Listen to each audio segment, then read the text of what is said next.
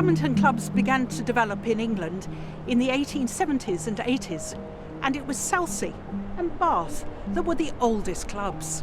So with the sport becoming competitive, and in order to regulate it, the first National Badminton Association was formed here in England in 1893.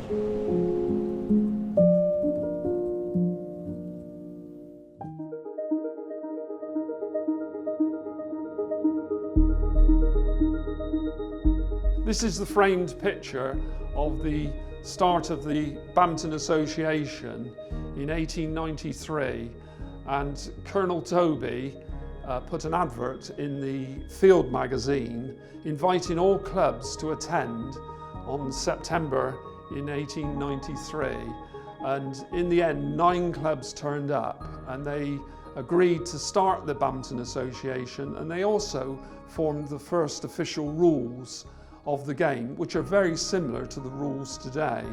Colonel Doby was the first president, secretary, treasurer of the Badminton Association, and he was the one who actually got it going.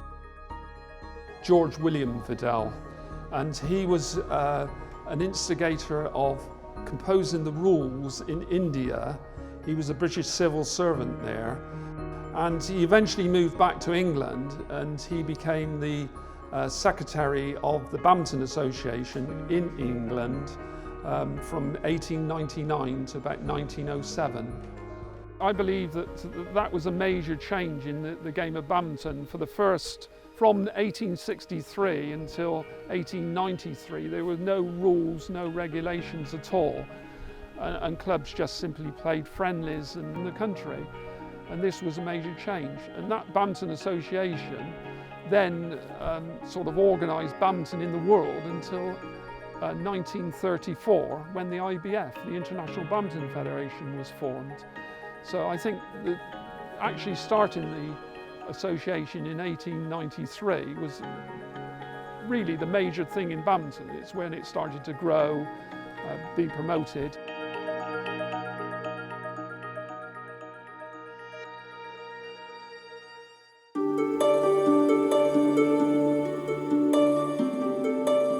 The equivalent of the Big Bang of badminton took place in 1898. Mr. Percy Buckley, secretary of the Guildford Badminton Club, organised the first ever open doubles badminton tournament. The Guildford tournament was the first open tournament in 1898. Because of its success, the Badminton Association organised its first event the following year, including the 2 singles competitions to the doubles. In 1898, the first open tournament was played at Guildford. When I say open, this is where people from other clubs were allowed to play there. And it was so popular, this tournament, that the next year the Badminton Association ran their own tournament. For the first few years it was called the Association Tournament, and then it was called the All England. And one of the major things about the promotion and why lots of clubs wanted to join was because of the All England Badminton Championships. You see the number of clubs vastly increased as soon as the All England started.